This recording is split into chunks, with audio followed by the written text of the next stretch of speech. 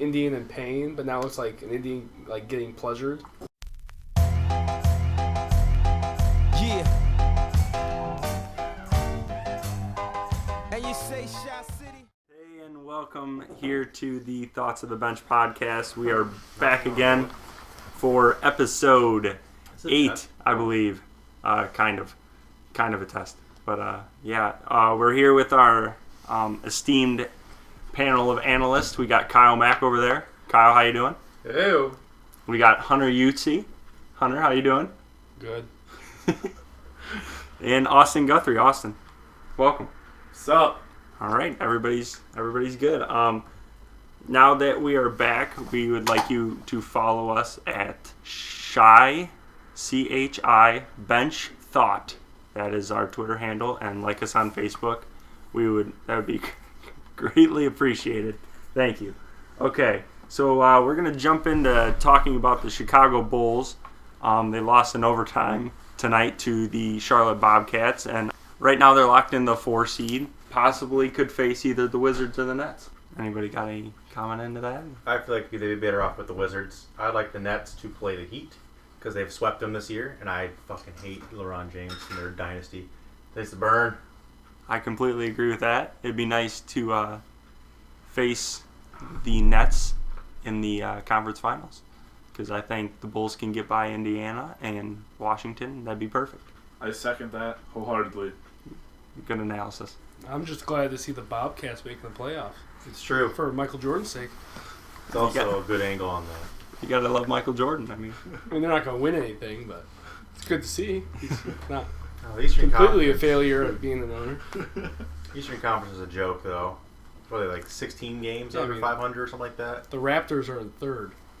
It's pathetic. It's ridiculous that there's 4 teams in the West that go, consistently above 500, 10, 15 games above 500, or the 9 seed don't get anything, and then there's the Bobcats 20 games under, bringing in banners. Still making playoffs. It's ridiculous.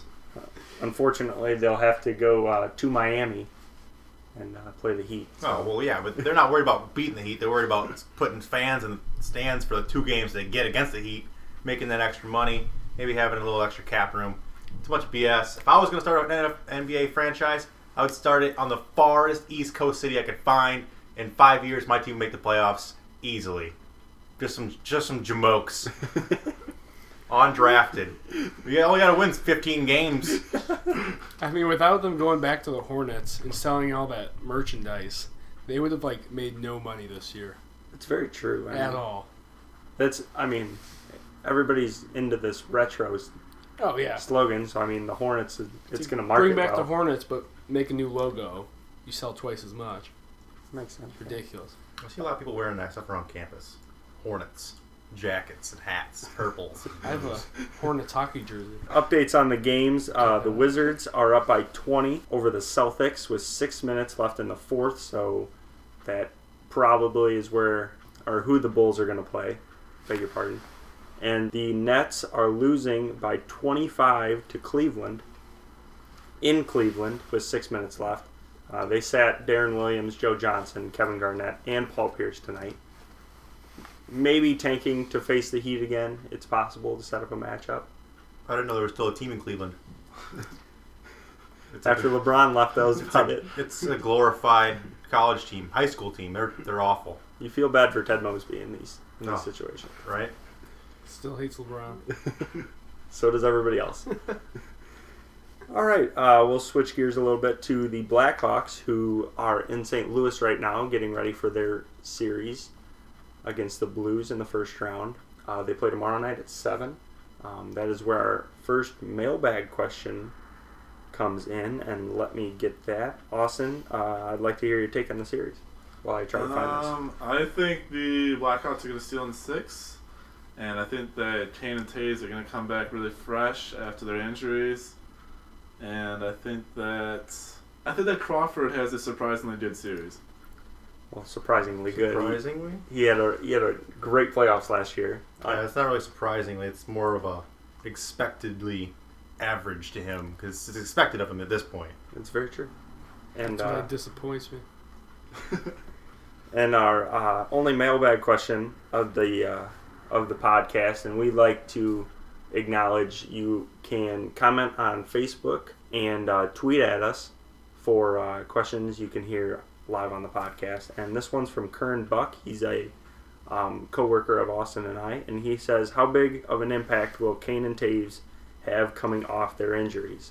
Now, they both missed significant time at the end of the year coming back, but I can't really see them having any rust, maybe in game one a little bit, but I think they'll come back just fine. I agree with that. I mean, the Blackhawks team definitely looked a lot different without them.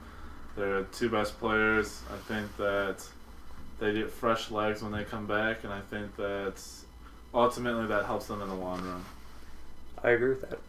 For a prediction, I will go with the Blackhawks in 6 games. I have the Hawks losing game 1 and then winning 3 straight, losing game 5, and then finishing up in Chicago.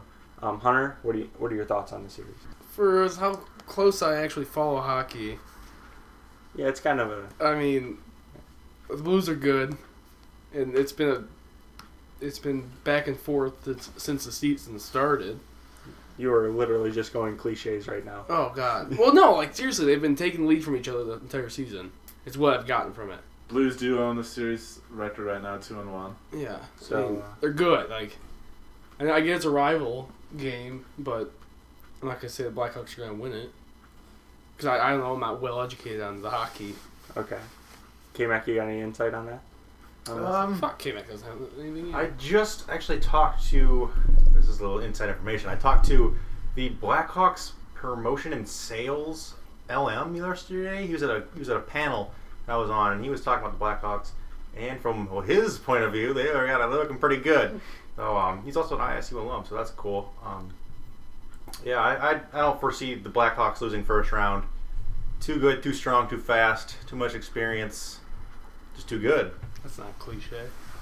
I can't argue with that one. Switching gears a little bit to the Chicago Bears. They've had a huge offseason, signing Jared Allen, Lamar Houston, and re-signing Jay Cutler back in March. What do you think the biggest move of the offseason was for the Bears? Personally, outside of Jared Allen, I believe it's bringing back Israel Donajay. Bringing back Izzy is a huge, huge boost to that defensive line. Gives them an extra veteran in the locker room. Somebody that knows how to take charge. Has been there before. He's been in Chicago before. He knows how to lead this defense. He fits perfectly into their system, their scheme. He just knows what he's doing. And it just gives them depth. It gives them depth. They've brought in 4 or 5 different defensive tackles or defensive ends this offseason. Really, really trying to address that defensive line that was lacking last year, uncharacteristically lacking last year, I might add. But I really think they're really addressing their problems. I think they're looking good this year. I really have high hopes for this offense. If the offense can produce like it did last year, and the defense can pick it up this year, I see great things for Jay Cutler and the gang. I'm excited for it. Can't wait for some football. Yes, and once training camp starts, we'll have some training camp reports from Bourbonnais, from Kyle, who works on the field with the Bears. Not directly with the Bears, but kind of on the side. He'll be taking some pictures, having some videos up. Inside information. Someone gets injured, someone new comes to camp. I know about it the second they get there. Someone gets signed. I watch them drive into camp. And I who's that? Who's that? Who's that? You worked a graveyard. And it was awesome. Like last year when who was it they brought in? They brought someone back as a receiver. I don't remember what his name was. Anyway, somebody got hurt. Who was it retired last year in camp? Oh. It was some receiver. He had been kind of in the league for, I don't know, some old guy retired, and they brought in a new guy, and I knew about it the second he showed up. It was he didn't make the team. He was just some guy, I believe he was out of American University. I don't really remember what his name was. But I knew the second he arrived at camp. I was there. Grimler was there. We saw him drive up when he had his ID, and we knew exactly who he was before ESPN, before, Todd McShay, and then we're on that. I was on that, and it was really cool. So, I'd personally like Jared Allen and Lamar Houston. I like you got to get pressure to the quarterback, first of all, and we did not stop the run at all last year, and I think that was our downfall. Besides that, in the safety position, which I hope we address in the draft. I think they were going to address that in the draft because they didn't address it in any kind of soft off-season signings. God bless Chris Conte. God bless him. He's a good guy, but man, a joke. But it's, you know, when you think about it, it's not, you know, he's been at the same level where he's at for multiple years now, 3-4 years, been at the same level. You just haven't noticed it as much because, you know, the defensive line was making the tackles and the safety wasn't having to make that many tackles. But when the defensive line lacks like that and the safety has to come down in the box and make those tackles, he's not your guy. I don't want to throw him underneath the bus or nothing. He's a great guy, but he's not hit sticking nobody out there. He's a Very second true. stringer at best. It's very He should true. never have played. Great guy though. Never Him have and Craig Stelter are started lot a of fun. game. I don't care if he's a great guy. He's not Great good guy. enough. Great guys winning games, I heard. Yeah. Him and Craig Stelter, a lot of fun in practice. So with the This year just. with the safety position being brought up and the draft, the Bears have the 14th overall pick. Look to address the safety position or the defensive tackle position. They've brought in workouts for Donald and defensive end or defensive tackle from Pitt. They've also brought in Calvin Pryor, a Louisville safety, and HaHa Clinton Dix, a Alabama safety. So one of those players will get drafted. And there was another player that was brought in to camp.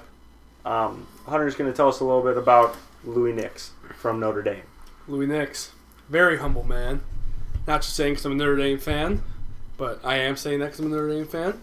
He's one of the best defensive linemen out of his class. I mean, the Bears would be. He's a perfect fit for the Bears. I feel like with Lamar Houston, Jared Allen, it'd be crazy. And I mean, we can only go up from our defensive line last year, Very true. which was pretty much a joke.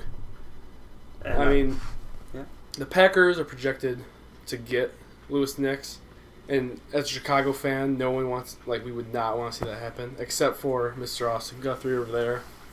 He is a Packers fan. In other words, I hate him. Another guy that the Bears brought in for a workout who probably could go in the 3rd or 4th round but could really help out the offense. Well, not help out the offense, but make it more dynamic is DeAnthony Thomas out of Oregon.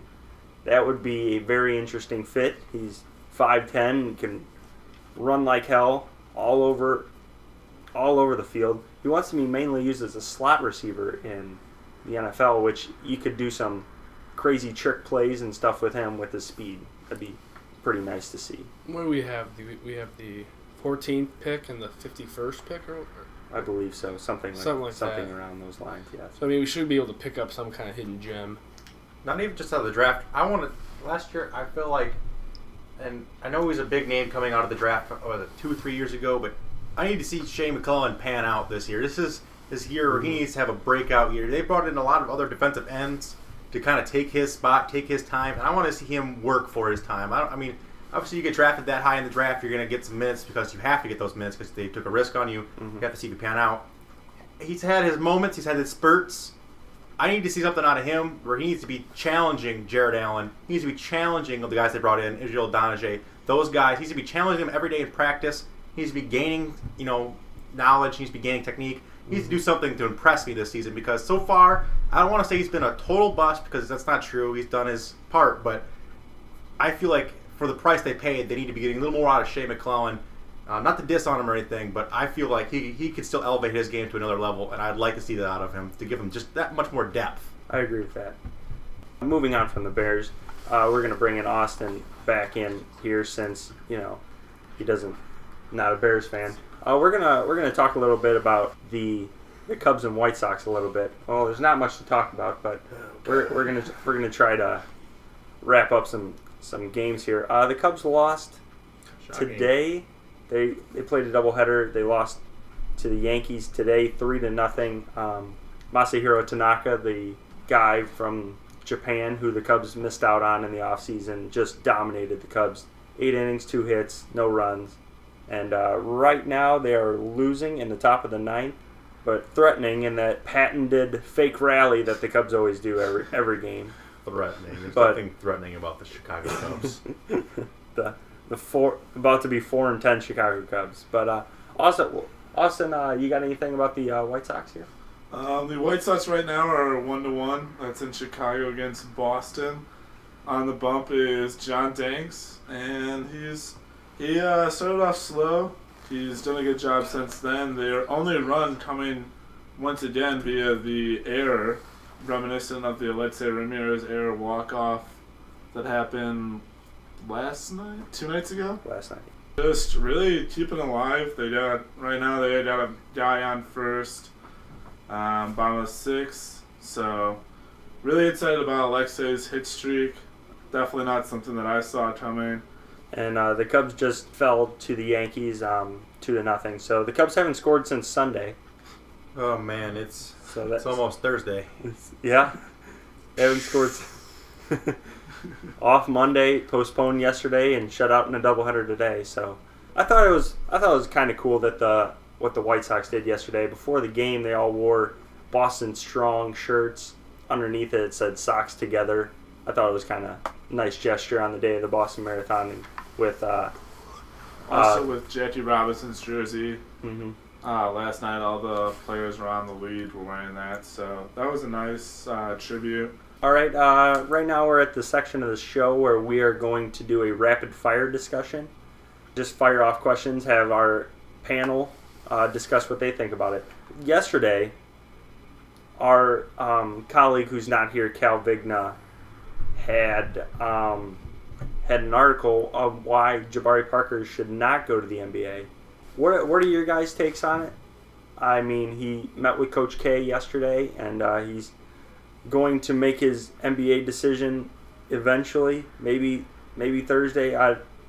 You don't know when it's going to come, but do you think he should go? And is he obviously he's going to be a lottery pick, but if he stays, what would the impact be around college sports? If he stays, obviously Duke's recruiting class is going to be that much better. They see Jabari's there. They see they have pieces in place. They're serious about a championship run. They could very easily snag, 4 out of the top 5 recruits easily. But then again, so could Kentucky, and so could Louisville or somebody like that.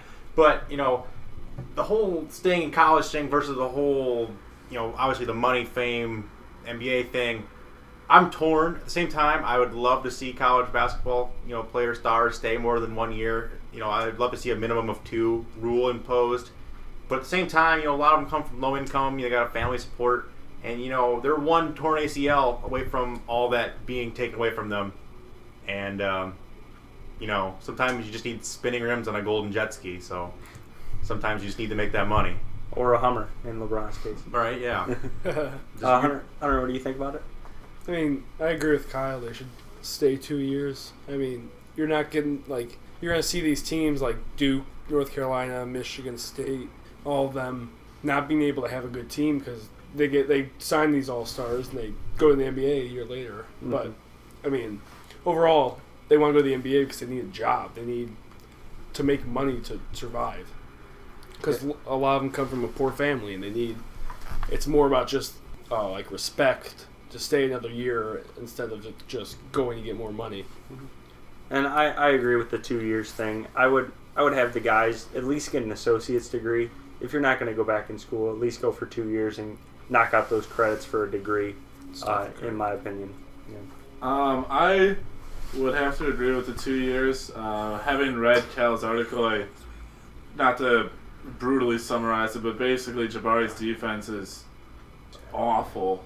There's a lot missing from his defensive game, and I can understand why the college athletes go to the pros. It's just another year, and you only get so many years, especially when you're healthy and you're active. So I can understand why, but I would agree with the 2 years. I think that along, I think that really helps out the college basketball atmosphere though, because it brings a little bit of mystery, as opposed to I feel like football most of the time the star guys are gone in the after 2 years.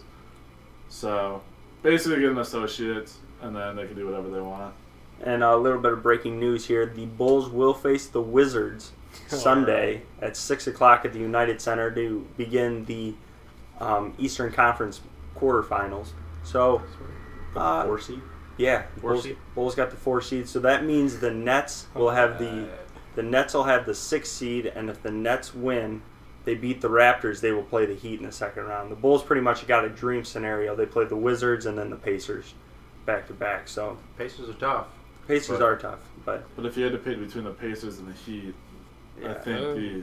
I think especially with the Pacers and their woes of late and Yeah, huge they're- woes. Their scoring woes. It was like 8 games below 80 points, something like that in a row. A couple weeks back. ridiculous. That was miserable. They That was lost by Bucks status. what was it, 29 to the 76ers, who if you're not following along this year, They won like 12 games. 13 yeah, the games. 76ers did not win a whole bunch of 26 games. game losing streak or something.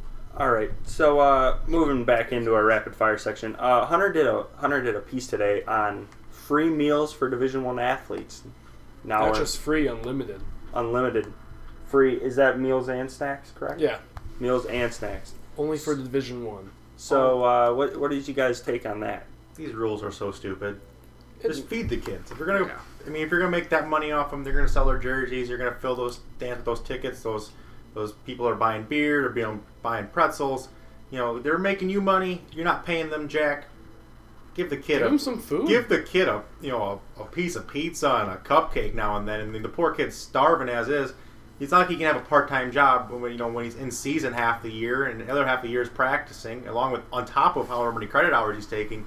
You know, finding time for work in there with all that traveling is just, it would be rough. It would be rough to be a D1 athlete and not have an income, and then on top of that pay for school books. Obviously, unless you have a scholarship, most of them do, but some of them don't. Not all of them get all their stuff taken care of. You know, maybe you're a walk-on, and it's rough for those kids, and I feel for them. So them getting unlimited food and snacks, I feel like, why was that a rule in the first place? Like, what was so bad about them getting food and snacks in the first place? Do you think it should expand into Division II and Division III?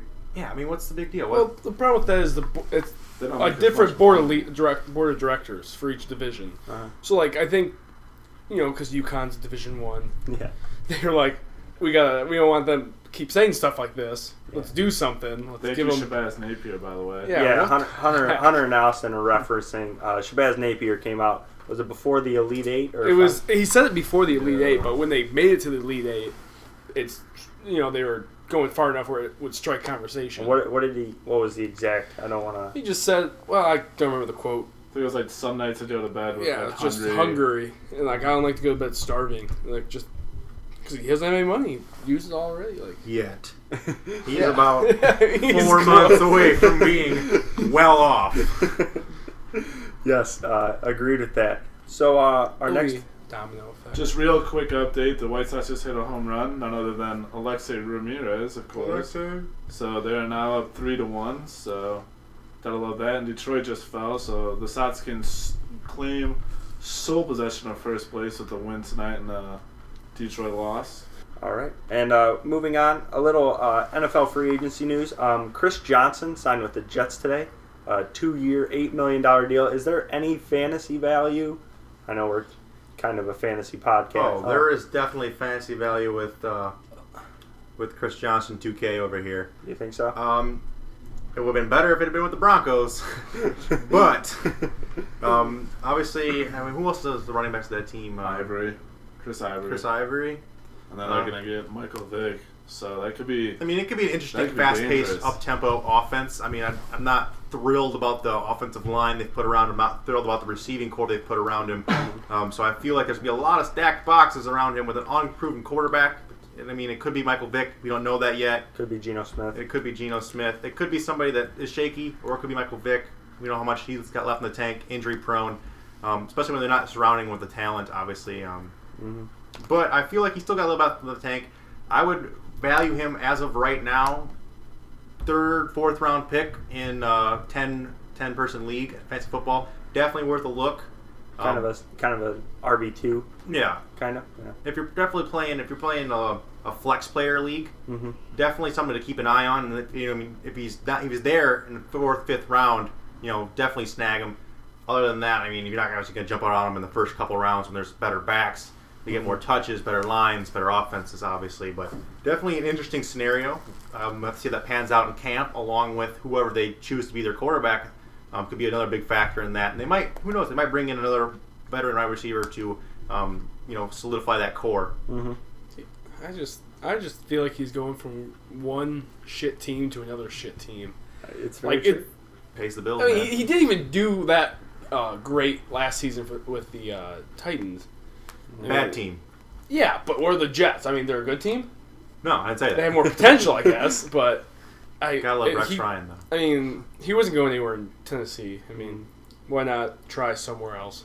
So, the University of Illinois today released new their Nike rebrand. I saw that. Kind of thing. What did you guys think of the jerseys? We kind of have like we're in an Illinois broad here. I'll take a look at I this. saw them. Yeah. I saw them earlier. Yeah, I'll let you talk about your take on them. What do you think? I think that they're definitely interesting.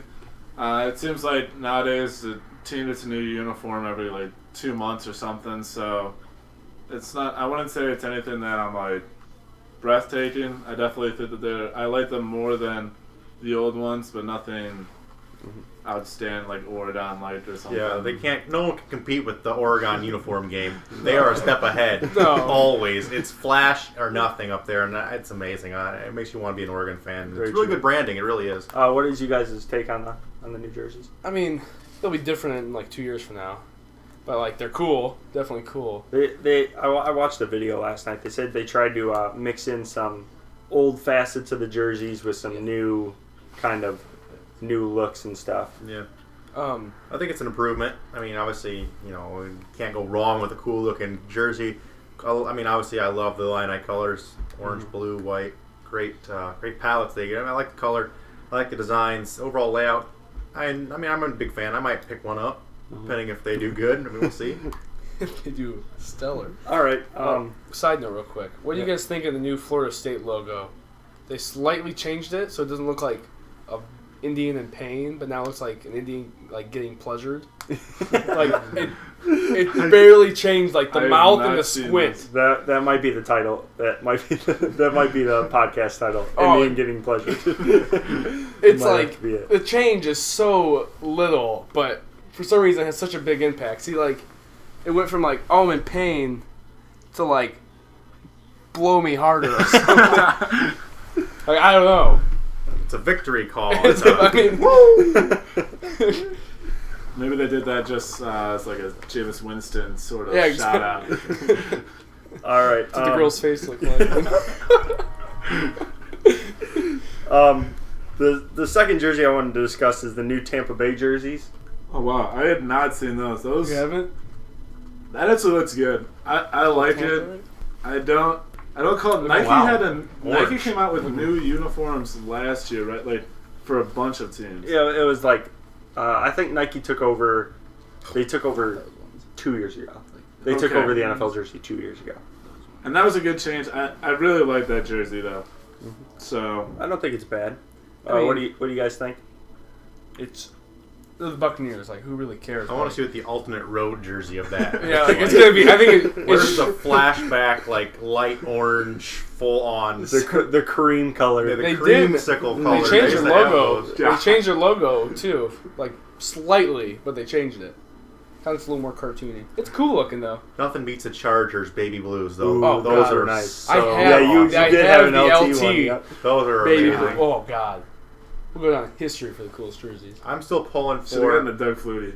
I'm still looking for Oh, a okay. Seahawks all lime green Yes. jersey. They need that, to do that that. would be amazing. The lime green, they underutilize it. I mean, it gives good accents to that dark blue. It's the only jersey I use when I play with the Seahawks on Madden. Oh, That's God, it. Exactly. You have to. You have It's to a use it. great jersey. It's like how does Nike get rights of That was still NFL Reebok. uniforms? Yeah, it was Reebok, but how does Nike not promote like the lime green Well, jerseys? They kind of changed the Seahawks logo when they Yeah, got but- it.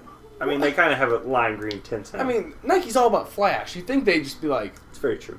oh my god, alternate lime green color. Let's paint their field it.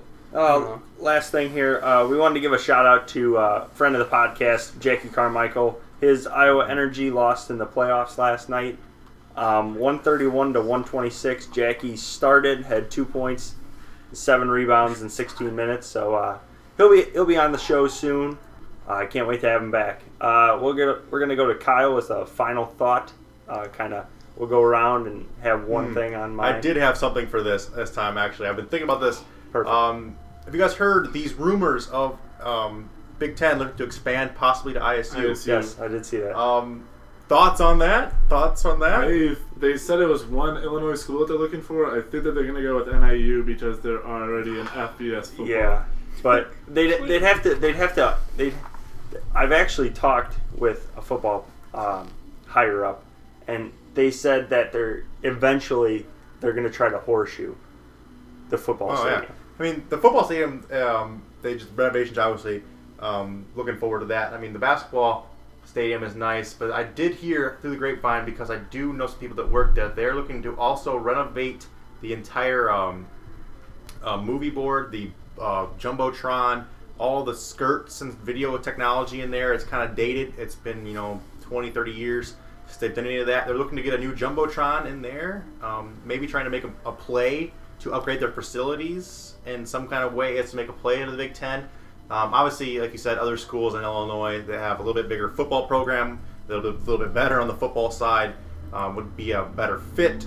But do their basketball teams fit in as well? I mean, ISU could probably hang better with the Big Ten schools than NIU could I'm not with sure basketball. how NIU's basketball did this. Exactly. I mean, but then again, I'm not saying ISU's anything special, because what do they finish third in the MVC? Haven't made the tournament in 20 years or so, but they play U of I sometimes. They've played schools. They beat Dayton this year. They beat ranked Northwestern. team. They beat Northwestern. They beat a Big Ten school this year. Almost beat Louisville last year. Yeah, That I mean, was- they played the Illini maybe 2 or 3 years ago to like a 3-point game, I believe it was. Yeah. I mean, they could definitely hang with some of the Big Ten schools. And I personally would love to see, college game day rolling here once in every blue moon when they're playing Ohio State. I mean, it would never be on television for 20, 30 years down the road, because the football program would have to grow so much between now and then. Yeah, They have to create the facilities. It would take time, infrastructure, money, all that kind of stuff. But, down the road, when I'm a rich alumni coming back to college game day against the Buckeyes, that'd be kind of cool. I would enjoy seeing that. But it's a lofty dream, of course. And there's other You said- schools in a little bit better position as well. But You said expanding the Big Ten? Yeah. Like they would Yeah. what would they call it then? I mean, No, they're already I think there's already what, 12 teams? 15 or Is something. it really? Yeah, it's there's already already two different Why haven't they divisions. looked yeah. into that? What the shit? That doesn't make any sense. All right. When they added Nebraska, they made it a 2-division. Yeah, they're Oh, getting okay, Maryland so- next okay. year. Next Okay. year Yeah. too. So Hunter, any thoughts? I didn't know we were doing this. Yeah, it's kind of improv a little bit. That's cool. Come back to me, I guess, huh? All right. My thing is that with the Bulls getting in the playoffs, they'll probably pick in the draft around 19 to 22, and then the Bobcats get either 16 or 17, which the Bulls get the Bobcats' first overall pick. So that's kind of nice that they have 2 first-round picks. I'd like to see the Bulls get a shooting guard, maybe a Nick Stauskas out of Michigan, and maybe another big guy. That'd be nice. I've seen different things that have Tyler Ennis from Syracuse, maybe a backup point guard, Cleanthony Early from Wichita State. But I think it's interesting to go forward as these players keep declaring that in the deepest draft since probably 2003 that the Bulls have 2 first-round picks. And your last little tidbit here. I guess my last tidbit, since everyone else here is Bears fans, and I guess this is a rip on Packers fans. They made a Packers dating site, and this was recently posted off of the Green Bay Packers Facebook page. And I heard some pretty funny comments. Like, another one was like, findmyancestor.com. I think that's already been created. They did a couple like, so now I can find a real life cow. There's a couple of good comments, and I got a good laugh out of it, even being a Packers fan. So Packers fans sick of having sex with those cheesehead thing. All Maybe right. there was holes in that because they weren't Swiss. All right. Last thought, Hunter. You got anything? Well, Notre Dame just got signed by Under Armour now for uniforms. huge contract. Yeah, very Monster. very giant contract. Adidas I thought they were doing well, but they weren't. I mean, they're not expanding anything. I hope Under Armour does something good with them. I wish Nike would have bought them out. That would have been nice. It's only a matter of time before Nike. Oh, Nike's gonna become a Complete control. monopoly. Yep. It's gonna be over. But I mean, And that's how we'll end episode 8 of the Thoughts from the Bench podcast. Remember, you can go on Facebook. We are at Thoughts from the Bench on Facebook, and on Twitter we are at Shy Bench Thought.